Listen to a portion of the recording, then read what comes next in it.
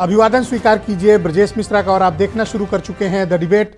बहनों भाइयों, आज का दिन बहुत ही ऐतिहासिक है, बहुत ही पावन है और शताब्दियों की प्रतीक्षा, प्रण और संकल्प के पश्चात आज ये दिन आया है जब अयोध्या में रामलला विराजमान हुए हैं।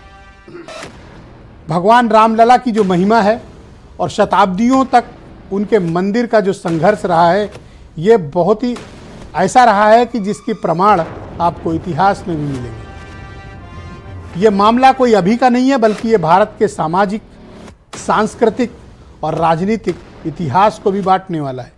लेकिन अब जब अयोध्या में रामलला का भव्य मंदिर तैयार हुआ है और खुद रामलला वहाँ विराजमान हुए हैं, अब ये उम्मीद है कि विश्व का कल्याण होगा, आपस में सद्भावना होगी और हमारा देश सुख, शांति और समृद्धि के रास्ते पर चलेगा।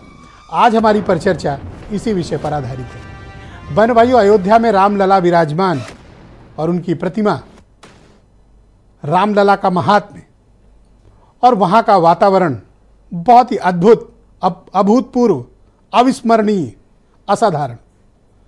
जिसने भी देखा वो भाव से जागृत हो गया। बहनों भाइयों, बहुत अरसे के बाद आम भारतीय के जनमानस में इस तरह की अमिट छाप पहुंची है जिसका प्रमाण आपको पिछले 50 सालों के इतिहास में भारत में नहीं मिलेगा। गांव गांव, मोहल्ले में, घरों में, शहर हो या देहात हो, ऐसा जन सैलाब, ऐसी जन भावनाओं का प्रकटीकरण भारत के सामाजिक इतिहास में आपको देखने को नहीं मिलेगा जो आज दिखा। इसके प्रमाण आपको ऐसे मिलेंगे कि गांव गांव उत्सव है। और इस वक्त जब मैं आपके साथ परिचर्चा कर रहा हूं और मैं बैठा हूं राजधानी लखनऊ में, लखनऊ के आसमान में चारों तरफ रंगीन रोशनी है, लोग पटाखे छोड़ रहे हैं, इसे उत्सव की तरह मना रहे हैं। सुबह भजन, दोपहर में भंडारा और शाम को उत्सव। और सिर्फ ये लखनऊ में नहीं है, देश भर में यह अलौकिक माहौल है, लोग दिए जला रहे हैं।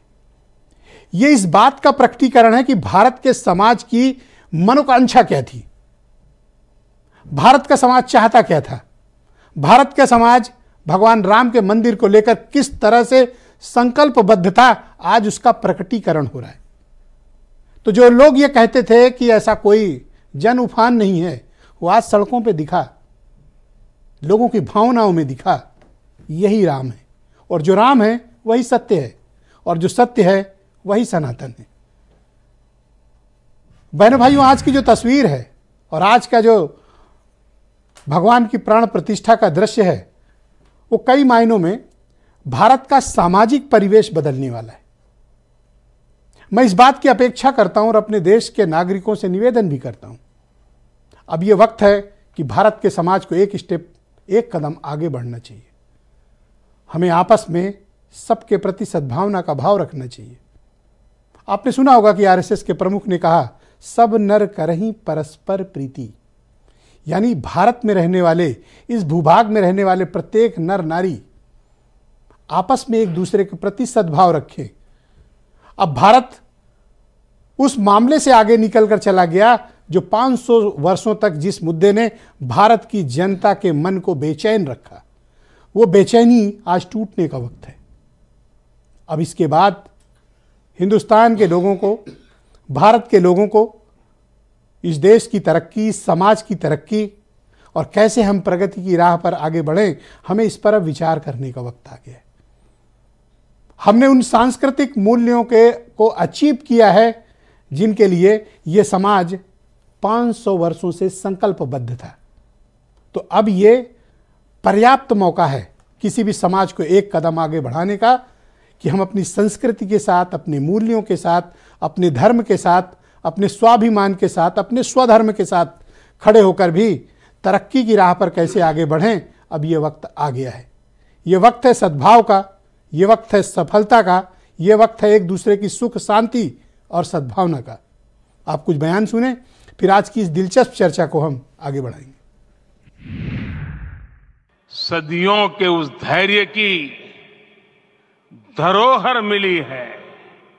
आज हमें श्री राम का मंदिर मिला है।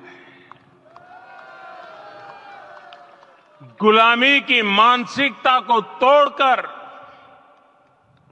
उठ खड़ा हो राष्ट्र, अतीत के हर दंश से हौसला लेता हुआ राष्ट्र ऐसे ही नव इतिहास का सृजन करता है। भारत का हर नगर, हर ग्राम अयोध्या धाम है। हर मार्ग श्री राम जन्मभूमि की ओर आ रहा है। हर मन में राम नाम है। हर आंख हर्ष और संतोष के आंसू से भीगा है। हर जीवा राम राम जप रही है। रोम रोम में राम रमे हैं।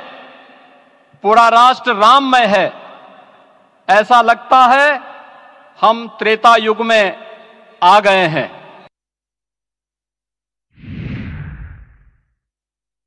तो बहनों भाइयों, आज की परिचर्चा को आगे बढ़ाएंगे। अयोध्या से हमारे साथ जाने माने संत जगत गुरु करपात्री जी महाराज।